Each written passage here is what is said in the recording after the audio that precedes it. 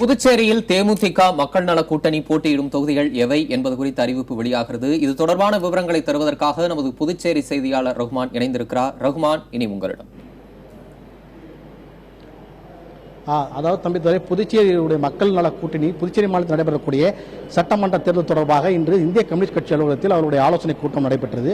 இதனைத் தொடர்ந்து புதுச்சேரியில் எந்தெந்த இடங்கள், எத்தனை தொகுதியில் போட்டியிடக்கூடிய இடங்கள் என்பது குறித்து அந்த கட்சியுடைய கூட்டணியுடைய ஒருங்கிணைப்பாளர் விஸ்வநாதன் அறிவித்திருக்கின்றார். நாம் அது குறித்து நாம் அவரிடம் கேட்போம். அதாவது இப்போ இந்த உங்கள் மக்கள் நல கூட்டணியில் வந்து எந்தெந்த கட்சிகள் எந்தெந்த இடத்துல போட்டியிட போகுது? புதுச்சேரி மாநில சட்டமன்ற பொதுத் தேர்தலில் மக்கள் நல கூட்டணி தேமுதிக இணைந்து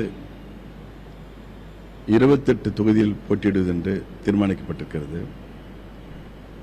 அதில் இந்திய கம்யூனிஸ்ட் கட்சிக்கு 8 இடமும், விடுதலை சிறுத்தை கட்சிகளுக்கு 7 இடங்களும், மார்க்சிஸ்ட் கம்யூனிஸ்ட் கட்சிக்கு 4 இடங்களும், மறுமலர்ச்சி திராவிட முன்னேற்ற கழகம் 4 இடங்களிலும், தேசிய முற்போக்கு திராவிடர் கழகம் 4 இடங்களிலும், புரட்சியாளர் சோசலிஸ்ட் கட்சி ஒரு இடத்தில் போட்டியிடுவது என்று முடிவு செய்யப்பட்டது.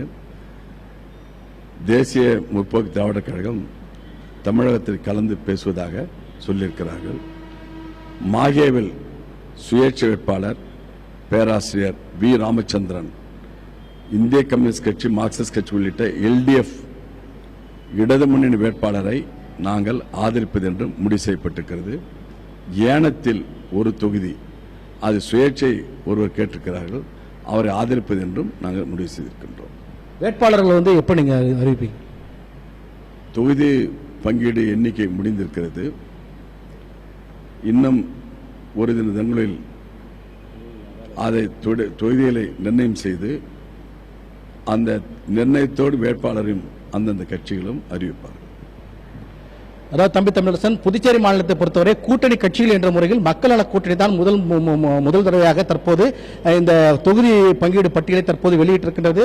அதிமுக 30 தொகுதிகளுக்கும் வேட்பாளரை வெளியிட்டிருக்கின்றது. இந்த நிலையிலே கூட்டணி கட்சி என்ற முறையிலே மக்கள் நல கூட்டணி மட்டுமே தற்போது தொகுதிகளை வெளியிட்டிருப்பது புதுச்சேரி அரசில் தற்போது படிப்படியாக சூடுபிடிக்க தொடங்கியிருக்கின்றது.